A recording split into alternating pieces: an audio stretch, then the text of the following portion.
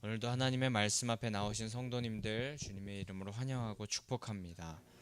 오늘 또 예수님께서 우리에게 하시는 말씀 잘 듣고 우리가 하나님의 기준으로 살아가기를 결단하는 자들 되기를 또한 소망합니다.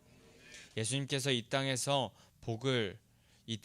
복을 기뻐하지 말고 하나님 나라의 복을 꿈꾸며 소망하라고 계속하여서 우리에게 이 복음서를 통하여서 말씀하시는데, 정말 손해보고 피해받게 되는 상황, 그런 상황이 다가온다고 할지라도 우리 말씀 따라서 행하여서 하늘의 복을 더 사모하면서 그 복을 받게 되는 성도님들 되시기를 축복합니다.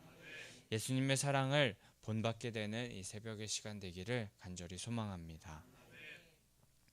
오늘은 이제 12제자를 부르시는 예수님의 모습을 우리가 보게 됩니다. 그런데 이 제자들, 시몬, 안드레, 야고보, 요한, 빌립, 바돌로메, 마태, 도마, 알페오의 아들 야고보, 셀롯이라는 시몬, 야고보의 아들 유다와 가룟 유다, 이 12명의 제자들의 모습을 쭉 보면은 그리 대단한 사람은 아니었음을 우리가 알 수 있습니다. 어부인 자들이 대부분이었고, 당시 로마의 녹을 먹으면서 동족들에게 손가락질을 받던 그 세리, 그리고 열심당원과 같은 사람이 예수님의 제자로 선발되었습니다. 근데 우리들의 보통 생각으로는 예수님의 제자, 대단한 그런 일을 하시는 예수님의 제자라면 판검사, 의사, 교수 이런 직업을 가진 사람이어야 할 것 같은데, 그런 사람이 아니라 너무나도 보편적인 직업들, 일반적인 직업, 오히려 그것보다도 더 못한 직업을 가진 그런 자들이 예수님의 제자가 되었던 것이었습니다. 그런데 예수님은 그런 자들을 택하시고 부르셨던 이유, 작고 약한 그런 자들을 부르셨던 이유는 우리들도 부르시기를 위해서인 줄 믿습니다. 이와 같이 예수님의 부르심, 누구나도 받을 수 있는 그런 부르심이며, 우리도 그 보편적인 부르심에 쓰임받을 수 있다는 사실을 우리가 기억하기를 원합니다. 여기 모인 모든 분들이 나는 할 줄 아는 것도 많이 없고 잘하는 것도 없고 세상에서 인정받지도 못하는 사람이라고 낙심하고 좌절하지 마시고, 하나님 나라의 기준을 가지고 우리 모두 하나님 나라의 큰 일에 쓰임받는 자들 될 줄 믿습니다. 예수님의 능력이 우리의 능력이 되면 놀라운 구원의 역사에 우리도 쓰임받는 자가 될 수 있다는 사실을 확신하며, 오늘도 우리 주님의 그 부르심에 우리 합당한 자들 되기를 간절히 소망합니다. 그렇게 제자들을 부르시는데, 제자들을 부르시기 전에 예수님께서 하신 일이 있습니다. 바로 기도였습니다. 12절 13절에 기도하시러 산에 가사 밤이 새도록 하나님께 기도하시고 밝음에 그때 그 제자들을 부르셨다라고 말씀하고 계십니다. 제자들의 그 직업이 보편적이고 누구나 될 수 있다는 것이 사실이긴 하지만, 그렇다고 예수님께서 아무나 부르신 것은 아닙니다. 보편적으로 하나님의 일에 쓰임받을 수 있지만 12제자는 선발되는 일이었습니다. 예수님께서 이렇게 제자들을 뽑기 전에 밤이 새도록 기도하신 것, 그것은 그 제자들, 그 선발될 제자들이 해야 할 일, 그것이 정말 중요한 사역이었기 때문입니다. 이 제자들은 공생의 예수님의 가르침을 받아야 했고, 하늘로 올라가신 후에 이 땅에서 그 예수님의 복음 전파를 이어받아서 행하여야 하는 자들이었습니다. 정말 중요한 일을 해야 하는 자들이 이 제자들이었던 것입니다. 그렇지만 그들이 선발되었다고 한들 특출난 것이 있어서 그런 것은 아니었고, 하나님의 은혜로 의하여 예수님께서 불러주시고 택하여 주신 것이었습니다. 우리는 이렇게 기도하시면서 제자들을 부르시는 예수님의 모습을 통하여서 두 가지를 생각해 볼 수 있습니다. 먼저 예수님께서 그 중요한 제자들을 부르시기 전에 밤이 새도록 기도하셨다는 사실이고, 둘째로는 분명히 그들이 선발되긴 했으나 그것 또한 하나님의 은혜로 귀하디 귀한 그 제자의 자리에 설 수 있었다는 것입니다.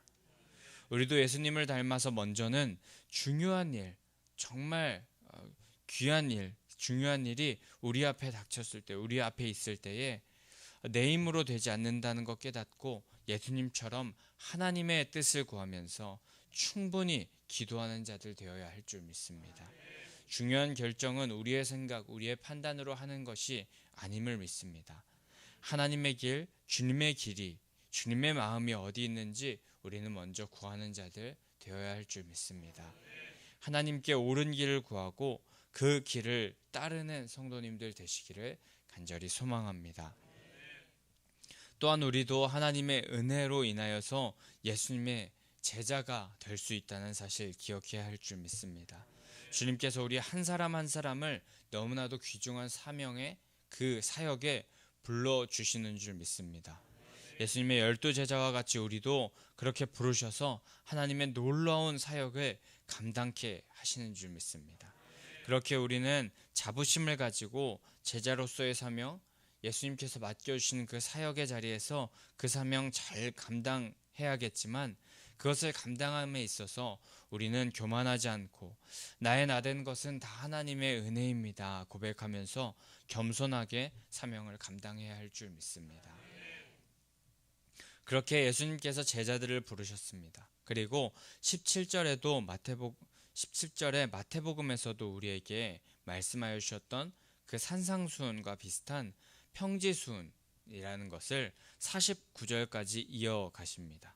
그리고 누가복음 중간중간에 이 평지수훈이 등장하게 되는데 이 누가복음의 말씀, 예수님의 말씀과 마태복음의 산상수훈의 그 말씀에 차이점이 조금 있는데 그것은 산상수훈의 경우에는 내용이 조금 길고 또 구체적이며 구약의 율법과의 관계가 명확히 드러나는 그런 말씀, 또 성도들의 의로운 삶에 초점을 맞추고 있는 그런 말씀이라면 누가복음에 등장하는 평지수훈은 윤리적이고 도덕적인 조항이 강조되고 또 간단하고 간략하다는 그런 차이점이 있다고 합니다. 그렇게 17절의 평지수훈에서 예수님은 제자들과 또 무리들 앞에서 말씀을 전하시고 병고침 또한 행하시는 모습을 보게 됩니다. 귀신에게 고난을 받는 자들도 고침을 받게 되었고 예수님을 만지는 자마다 예수님으로부터 나오는 능력으로 낫게 되었다고 말씀하십니다.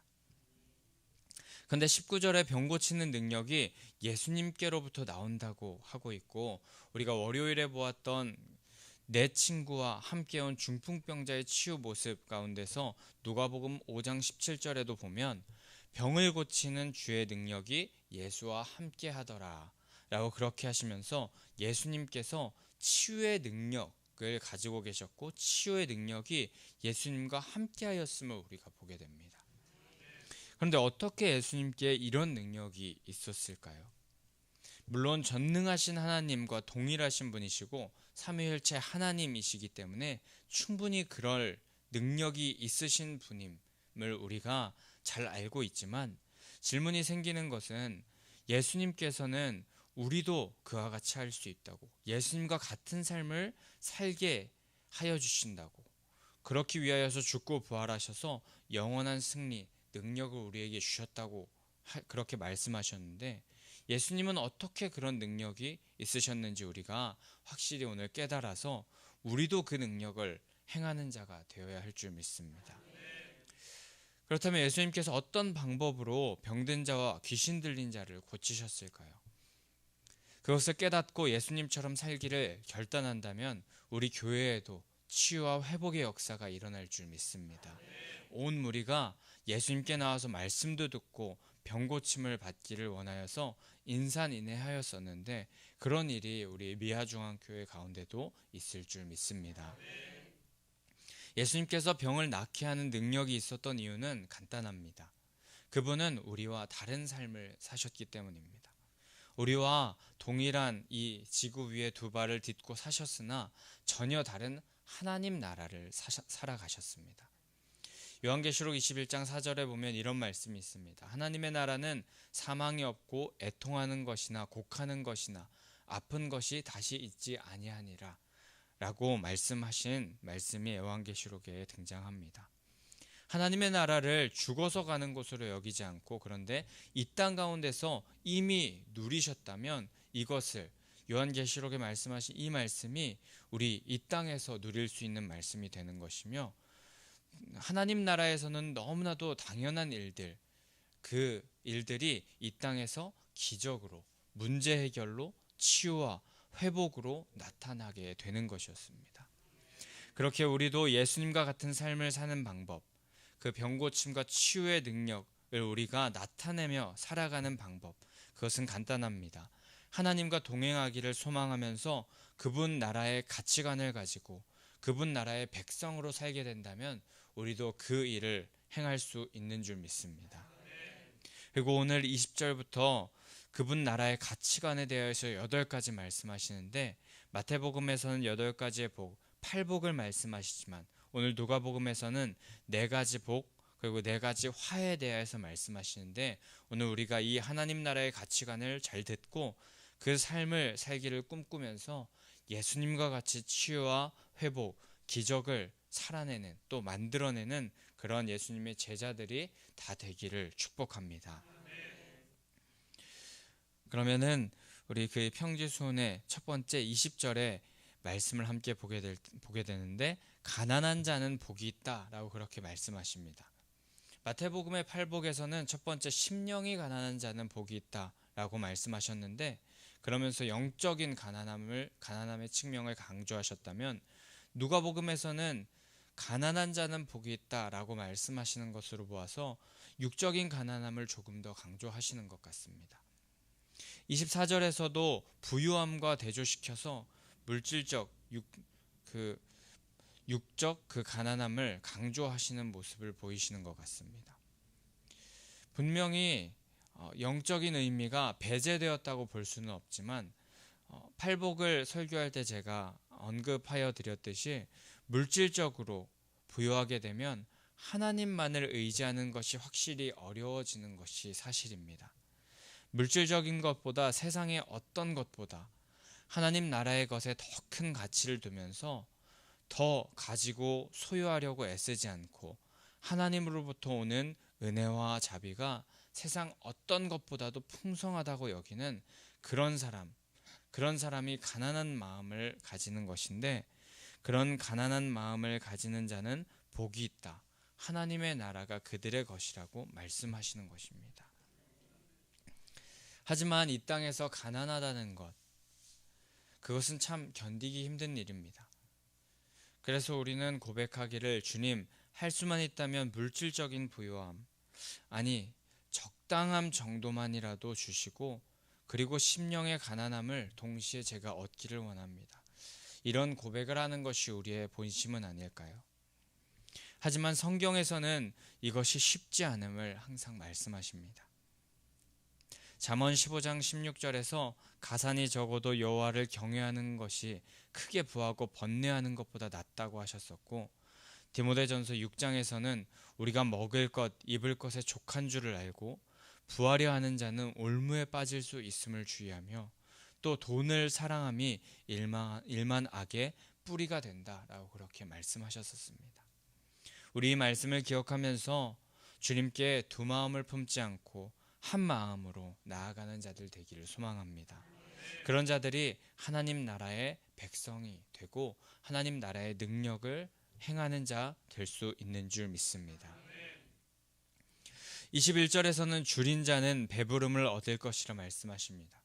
현재의 고통, 당할 수 있는 그런 어려움, 그것이 장차에 다가올 미래의 축복으로 임하게 될 것임을 말씀하시는 것입니다.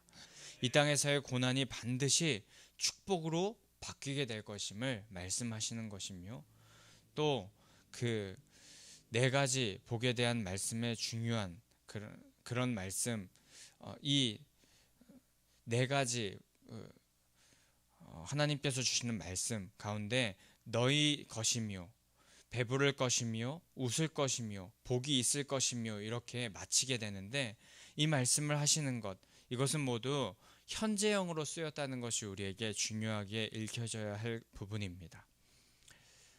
정말 하나님께서 우리에게 이 모든 것, 죽고 나서 천국에 간 후에 주시는 것이 아니라 이 땅 가운데서 우리에게 경험하게 하여 주신다는 것입니다. 그렇게 가난하고 줄이고 울고 버림받을 그때 그 순간 즉시 바로 하나님의 복이, 하나님 나라의 복이 이 땅 가운데서 우리에게 임할 수 있다는 것입니다. 이 땅에서도 하나님의 복을 누릴 수 있다는 것입니다. 이 땅에서 말씀대로 살아가심으로, 그렇게 살아가심으로 말미암아 하나님 나라의 복을 얻는, 이 땅 가운데서 미리 그 복을 누려볼 수 있는 그런 성도님들 되시기를 축복합니다. 21절 후반부에는 우는 자는 복이 있다 말씀하십니다. 근데 여기서 우는 자란 슬픔으로 인하여서 눈물을 흘리는 자를 의미하는데, 그렇다고 하여서 일상적인 슬픔에 대한 눈물은 아닙니다. 자신의 죄에 대하여서 애통하여서 슬퍼하며 우는 그 눈물, 그 슬픔을 말씀하십니다. 유대인들은 하나님 앞에서 운다라는 그런 전통적인 표현 방법이 있었는데, 이 말의 뜻은 하나님과 하나님의 법도를 인정하고 거기에 미치지 못하는 자신의 처지를 돌아보면서 겸손한 자세를 취하는 의미, 그 모습으로 슬퍼하는 그런 의미를 가지고 있다고 합니다. 이렇게 자신의 죄로 인하여서 탄식하고 어찌할꼬 하며 슬퍼하는 자, 그런 자에게 오히려 그 슬픔이 기쁨이 되게 하여 주시겠다고 예수님께서 말씀하십니다. 죄에 대하여서 피 흘리기까지라도 싸우며 어찌할꼬 탄식하며 슬퍼하는 자들, 그런 자들이 되기를 예수님께서 원하시고 계셨던 것이고, 그 슬픔이 결국 기쁨으로 변하는 그런 성도들로 살아가기를 원하셨던 예수님의 마음이 말씀에 담겨 있는 것입니다. 22절에서는 핍박에 대하여서 말씀하십니다. 예수님을 믿음으로, 예수님을 따름으로 생기는 다른 이들의 적개심, 자신이 미움받고 환난당하게 되는 것, 추방당하거나 소외당하는 것, 손가락질 당하고 치욕스러운 일을 당하는 것, 또 부당한 일을 당할 때 복이 있다 말씀하십니다. 주의 뜻대로 살고자 하여 받는 그 핍박과 고난은 결국 복으로, 아픔으로 끝나지 않고 영광의 상급으로, 복으로 주어질 것이라고 말씀하시는 것입니다. 그렇게 우린 베드로전서 4장 12, 13절에서 사랑하는 자들아, 너희를 연단하려고 오는 불시험을 이상한 일 당하는 것으로 이상히 여기지 말고 오히려 너희가 그리스도의 고난에 참여하는 것으로 즐거워하라.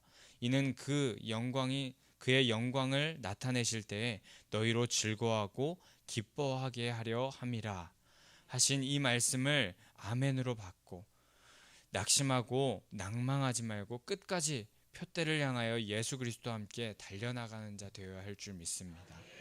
우리 그 믿음의 마라톤, 그 경주를 끝까지 잘 완주하는 자들 되기를 간절히 소망합니다. 그러나 이 네 가지와는 반대로, 복을 주시는 그 삶과는 반대로 부유한 자, 그 사람은 이미 위로를 받았기 때문에 받을 것이 없을 것이고, 지금 배부른 자, 그 사람은 오히려 이후에 줄이게 될 것이며, 또 지금 세상의 것으로 인하여서 웃는 자들, 그런 사람들은 애통한 자가 될 것이며, 또 거짓말과 그 거짓 행실로 이 땅에서 손가락질 받기를 꺼려하고 칭찬받기만 좋아하는 자는 화가 있을 것이다 라고 말씀하십니다. 이 땅의 시간은 잠깐입니다. 우리 이 땅에서 살아갈 때에 이 땅에서의 삶의 주인이 우리가 아님을 우리가 기억해야 할 것입니다. 우리는 이 땅 가운데서 살아갈 때 주인이 아니라 그저 맡겨진 일을 잘 감당하는, 하나님 나라의 그 역사를 미리 여기서 맛보기를 간절히 소망하는, 하나님 나라의 일을 대신 감당하는 청지기로서의 역할을 그저 감당할 뿐입니다. 우리는 하나님 나라에 올라가서 그때의 왕 노릇하면서 하나님 나라에서 하나님과 함께 주인 노릇하며 살아갈 수 있게 될 것입니다. 우리 그렇기 때문에 이 땅 가운데서 지혜롭게 잘 선택하고 판단하여야 할 줄 믿습니다. 이 땅에서의 잠깐 동안의 기쁨을 선택할 것인지, 그것이 지혜로운 것인지, 아니면 하늘에서의 영원한 기쁨이 지혜로운 삶인지 우리는 선택해야 할 것입니다. 오늘 이 새벽 영원한 기쁨을 사모하는 성도님들 되시기를 간절히 소망합니다. 그 기쁨을 세상 사람들에게 또 전해주는 전도자들 되시기를 소망합니다.